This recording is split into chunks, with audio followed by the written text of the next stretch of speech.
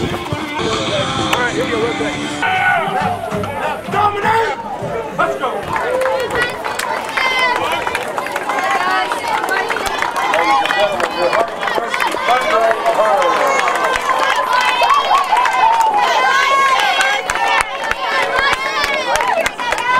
This is Harding Football with Coach Ronnie Huckeba. Hi, and welcome to this week's edition of Harding Football with Ronnie Huckeba. The 16th ranked Bisons went on the road and won a game at East Central 41-14 on Saturday afternoon. And Coach, I keep thinking about the old song, Taking Care of Business, and that's pretty much what the Bisons have done the last 3 weeks. 2 road wins sandwiched with the homecoming win last week after the loss to Ouachita. When you've got to win ball games, and that's what this team has been doing the last 3 weeks. Billy, there's no question that we were concerned about this road trip. You're going to play a team that's 6-2. They won 4 games in a row. I think athletically they match up with anybody in our league and probably anybody in D2. They're a very well coached football team. We're going to their place. They've historically played very well there. So I was very, very proud of our kids. Very pleased with the business-like approach that we took to this trip. I've said all along that this is a very mature football team. They haven't had highs and lows. They played well every week, and that's a strong statement that you can make about a football team.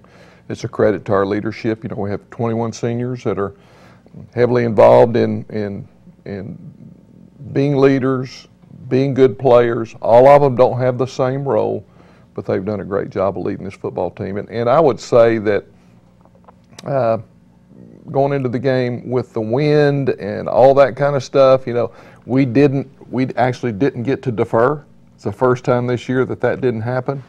And so, you don't exactly know what's going to happen, but the fact that we went out there and stopped, or the fact that we took the football and scored and kind of made a statement with that opening drive, I think was big. I was curious the kids' mentality before the football game, because I was down on the field looking at the flags, feeling the wind. Right. And, how does that get in your mind at all before a football game, knowing that is going to be a factor throughout an afternoon? I think with us, we think about the effect that it has on special teams, but obviously in our offense, we think that's an advantage for us. And, when you're in a situation where the other team has the wind in the first quarter, and it's a significant win, if you go out there and run 8 minutes off the clock with your first drive, then you've done exactly what you needed to do.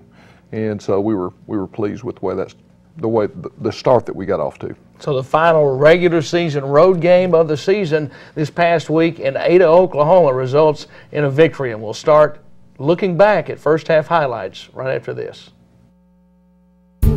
We explore dozens of complex subjects, but sometimes the world sees college students as being the same, lumps us together.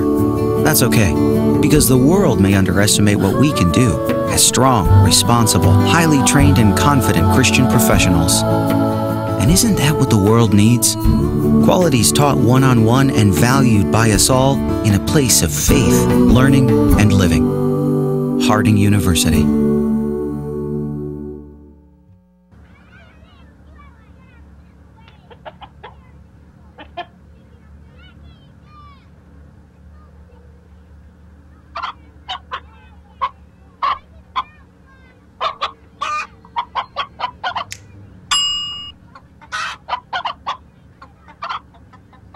Separate raw meats from other foods by using different cutting boards. 3,000 Americans will die from food poisoning this year. Keep your family safer. Check your steps at foodsafety.gov. Welcome back to Harding Football with Ronnie Huckeba. The Bisons, as Coach mentioned in the early segment, would get the football to begin the game and went right down the field. And the first time that we've seen your football team get it early, but Coach, it didn't seem to affect your football team at all. Right. That right there, that plays the indication of this first drive. A lot of 4, 5, 6, 7-yard runs by our fullback. These guys were giving us a fullback. Their ends were playing really soft, and of course we're running a triple option where we're reading the defensive end and this type of defense that they're deployed in, and they were letting us hand it off to him. And of course we're willing to do that. You see a couple of runs there by Romo, and then here's Petty. Continuing that same theme all the way down the field on this drive, and they pack the middle. We come back with a toss to Ahmad, gets great blocking. He does a good job of finishing off his runs, and that's something that Ahmad has done all year long. He has done a great job of finishing runs. And Coach, you got a lot of folks involved rushing the football on this first drive. Right, we did, and I think that was due to the way that they were playing us. And you know, here is the toss for a touchdown. Great block by Ahmad Scott, and Eli out there on the perimeter doing a great job on their corner, and it was a good start. This is their first play, and Trayvon Bigelow gets a tackle for loss. And you know, kind of very similar to the way the game started last year. Anytime you're in a windy game, you're worried about special teams, as we talked about earlier, and here they have a bad snap, and it really changed the position on the field. We come back, run the triple, get the toss to Ahmad. He gets the first down for us, and you know, come back, and this is the handoff to Romo. As we said, our B-backs had a good day.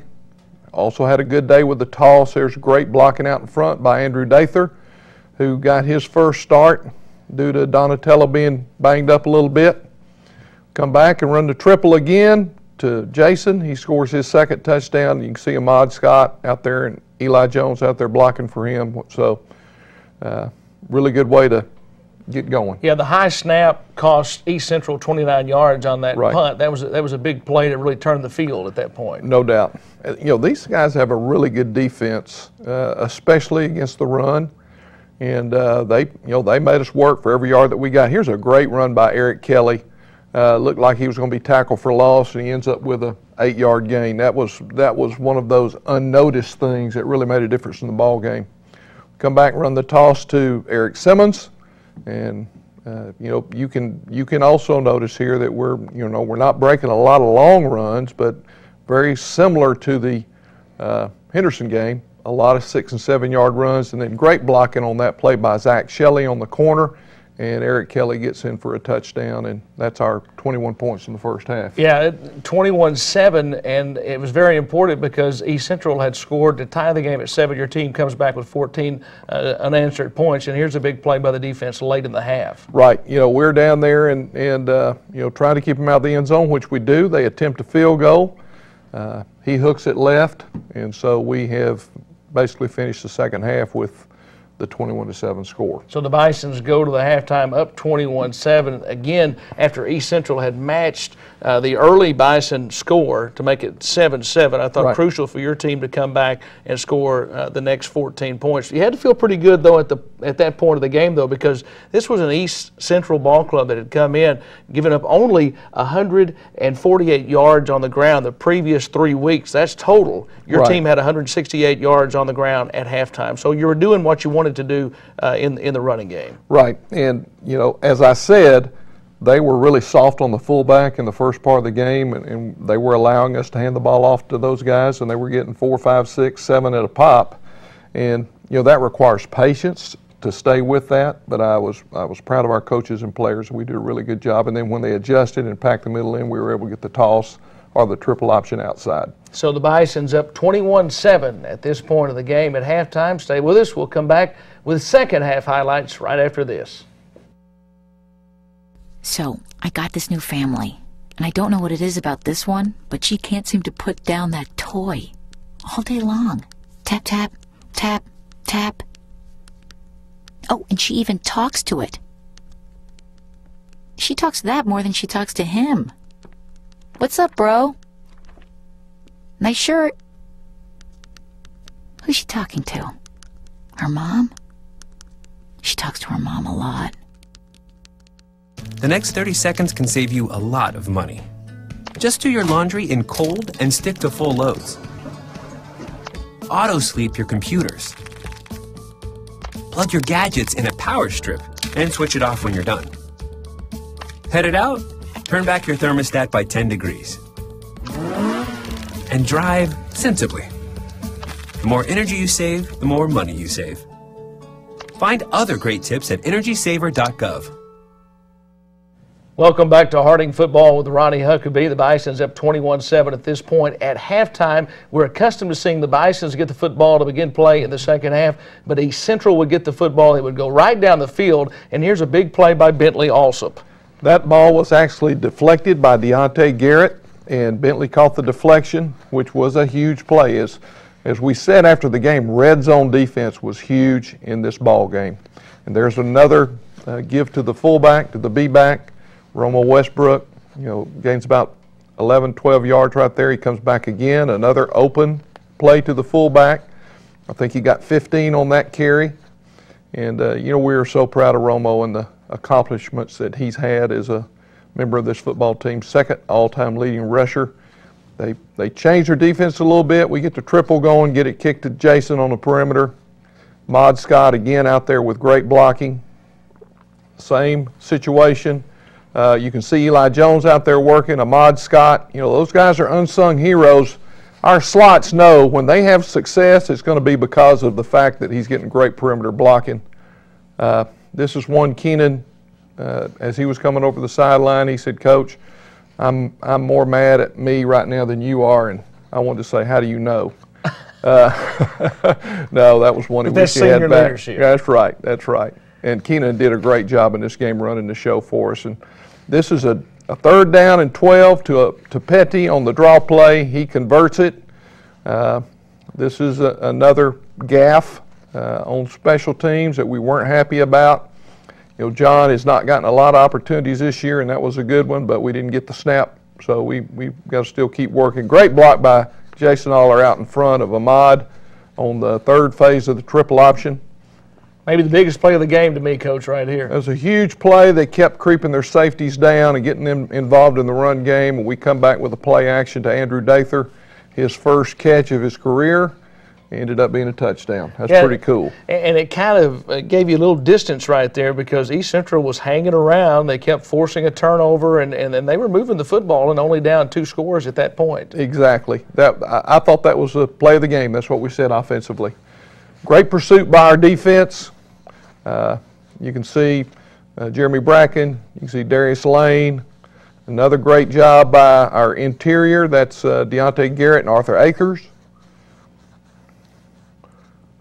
Good job defending the red zone. As I said, that was critical in this football game. This was another great job by Keenan. He had pressure all over him. They were creeping their secondary, as we said earlier, and we were able to get another play action pass, and this kind of gave us the cushion that we needed to keep control of the football game. Jason Aller's 3rd touchdown of the afternoon right there. Proud for Jason. That's a good old senior. And here comes Matt Tennyson again. Matt has done a great job when he's gotten opportunities this year. He had super blocking up front. Gavin De Los Santos, you can see Davis Hudson right there, and Matt takes it in for our final touchdown. And Park Parrish came in to run the offense late very efficiently there. Park has done a super job, and a lot of these guys that you see playing and later in the game like that are going to be guys that have a critical role for us next year. So we're proud of these guys. They've done a great job. Coach, some numbers to look back on. Your football team has been so dominant in the second half. What has been the key to the domination of the second half? You've outscored your opponents this season 195-25 in the second half. Well, I'm really proud of our coaches. We've done a great job of going in at halftime and identifying things that we needed to change and adjust to and making good halftime adjustments. I think that's been part of it on both sides of the ball. And I think a lot of it is the character of our kids. We feel like we're a 4th quarter football team. We're going to be at our best at the end of the game. We're going to play with great passion. Our conditioning is really good. But I think a big part of that is morale and will. We have great team morale. These guys are playing for each other, not for themselves. And it just makes it a tremendous group of kids to have the opportunity to get to coach. It's such a pleasure. I thought it was enjoyable after the game, and you mentioned Andrew Dather with his first touchdown reception. It was a 53-yard reception. The redshirt freshman from Conway Christian, and then Jason Aller, one of the old guys, the senior from Rogers, had 2 rushing touchdowns and 1 receiving. That's pretty much the way it goes for our slots. If you just go back and look at this entire season and look at seasons in the past, sometimes you block and you block and you block and you block and you don't get the football. Then other times it's your night, and the way the defense is deployed, it leaves you open, and that's what happened with Jason on Saturday. He had several opportunities, and the great thing about it is he cashed in on those opportunities when he got them. He sure did. You also mentioned Romo Westbrook and all of his accomplishments. That's his 5th 100-yard rushing game of the season, and he was very busy with 25 carries on Saturday. Right. like I said, we saw how they were playing early, and they wanted us to hand the ball off to the fullback, and we're happy to do that. And the other thing you have to say is, what a blessing it's been for us to have Romo and Petty and Matt through the course of this year. When people ask me about that position, I say it really takes a special person, because that guy's going to be in about 65 car wrecks a game. He's going to get hit every single play, because he's either getting the ball or he's carrying out a fake. And that's a tough job for one guy. But when you have quality depth at a position like that, and last night we were talking about our seniors in our team meeting, and I mentioned the fact that Petty Magalay would be the starting running back for a ton of colleges, that we play against and even higher. He's special, and the fact that we got both of those guys, and then Matt comes in and does a great job, it makes our team that much stronger. You talk about the 21 seniors. That has a lot to do with 9 straight road games for this program. The maturity of our football team has had a great impact on our ability to win road games, because when you go on the road, you're spending the night away from home. You got to get your sleep. You got to eat right, hydrate yourself. All those things. You have to have a business-like mentality. But the other thing, I believe, is that our philosophy, offensively and defensively, travels well. The run game is pretty good regardless of the elements, as we saw on Saturday. A 25-mile-per-hour wind is not going to have much effect on your run game. And we also believe that philosophy transitions into the playoffs well, because you never know what kind of weather you're going to get in December, especially in our region, where you might have to go to Duluth, Minnesota. So we're pleased with this group. They've done a great job, and just honored to get to coach them. So 41-14, the victory for the Bisons, the 16th ranked Bisons on Saturday at East Central. Stay with us. We'll come back, and we have a question from a fan for Coach, and also we'll look ahead to Senior Day coming up this Saturday at First Security Stadium right after this.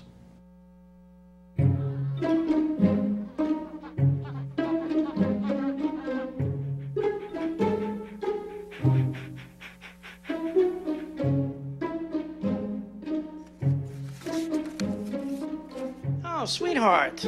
Gonna give you a hand? No thanks, Dad. I got it. Okay. I'm gonna go fix the lamp in your room. You don't have to be perfect to be a perfect parent. There are thousands of children in foster care who will take you just as you are. Oh! Checking your fantasy league? Nah, just my 401k statement. Nice. Where'd you find the money for that? I've just been saving a little every month. I can't seem to save anything. Well, what about all this? What about the money you're spending? What money? It's gone before I can get my hands on it. I got a pizza for a Todd. Hey, can somebody spot me? When it comes to financial stability, don't get left behind. It's 547. Get tools and tips for saving at feedthepig.org.